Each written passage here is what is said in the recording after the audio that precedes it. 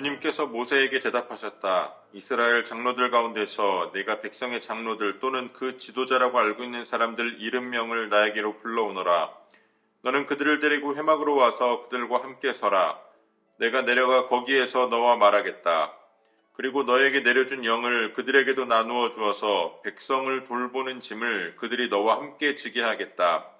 그러면 너 혼자서 애쓰지 않아도 될 것이다. 너는 또 백성에게 이렇게 말하여라. 내일을 맞이하여야 하니 너희는 스스로를 거룩하게 하여라.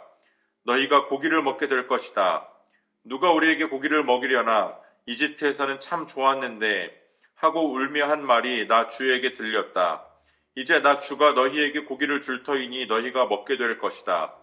하루만 먹고 그치지는 아니할 것이다. 이틀만도 아니고 닷새만도 아니고 열흘만도 아니고 20날 동안만도 아니다.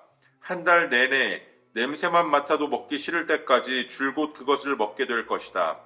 너희가 너희 가운데 있는 나 주를 거절하고 내 앞에서 울면서 우리가 왜 이집트를 떠났던가 하고 후회하였기 때문이다. 모세가 되물었다. 저를 둘러싸고 있는 백성의 보행자가 60만 명입니다. 그런데 주님께서는 그들에게 내가 고기를 주어 한 달 내내 먹게 하겠다 하고 말씀하시나 그들을 먹이려고 양떼와 소떼를 잡은들 그들이 만족해 하겠습니까? 바다에 있는 고기를 모두 잡은들 그들이 만족해 하겠습니까? 주님께서 모세에게 대답하셨다. 나의 손이 짧아지기라도 하였느냐? 이제 너는 내가 말한 것이 너에게 사실로 이루어지는지 그렇지 아니한지를 볼 것이다.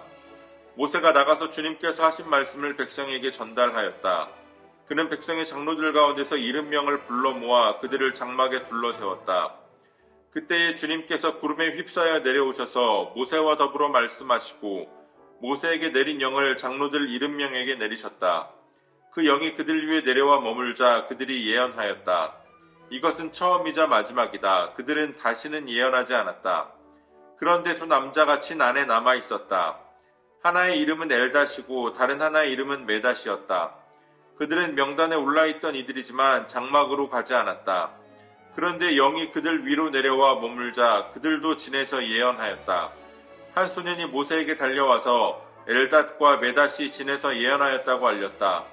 그러자 젊었을 때부터 모세를 곁에서 모셔온 눈의 아들 여호수아가 나서서 모세에게 말하였다. 어른께서는 이 일을 말리셔야 합니다. 그러자 모세가 그에게 말하였다. 네가 나를 두고 질투하느냐? 나는 오히려 주님께서 주님의 백성 모두에게 그의 영을 주셔서 그들 모두가 예언자가 되었으면 좋겠다.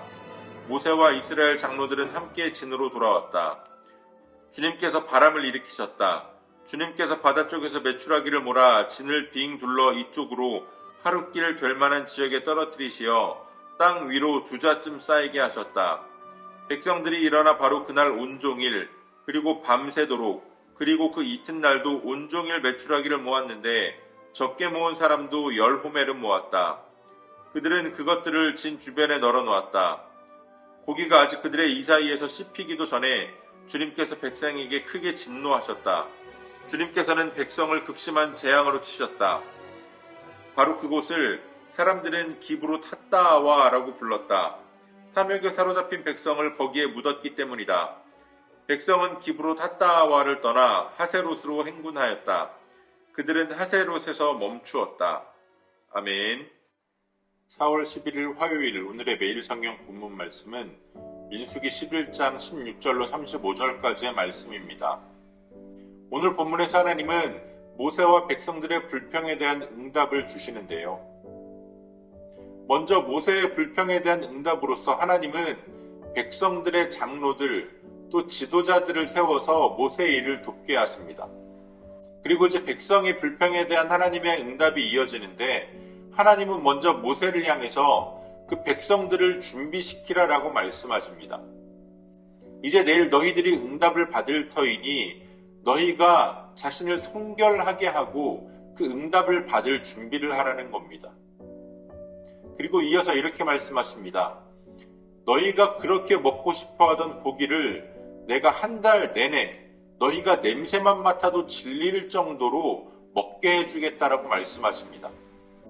차라리 애굽에 있을 때가 더 나았다라고 했던 그 불평을 하나님께서 들으셨다라는 겁니다. 그래서 우리는 우리의 삶에 우리가 품고 살아가는 불평과 원망들을 주의할 필요가 있습니다. 하나님께서 들으시기 때문입니다. 물론 모세처럼 힘들면 힘들다라고 말할 수도 있습니다.